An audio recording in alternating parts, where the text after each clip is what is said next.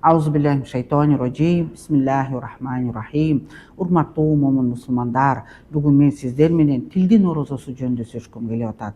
Орозо кармоо тек гана белгилүү бир мөөнөткө ачка калуу көрүнүшү эле эмес. Орозо адамды бүтүндөй эркин тарбиялайт, адамдын жаман адаттардан арылтат, жакшы мүнөздөргө берген бир ахлак тарбиясы болуп саналат.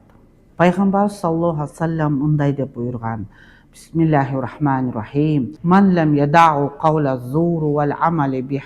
Кимде ким жалган айтканды жана жалган менен иш кылганды токтотпосо, фалайсаллаху хаджатан фи ан ядау таамуху ва шарабуху.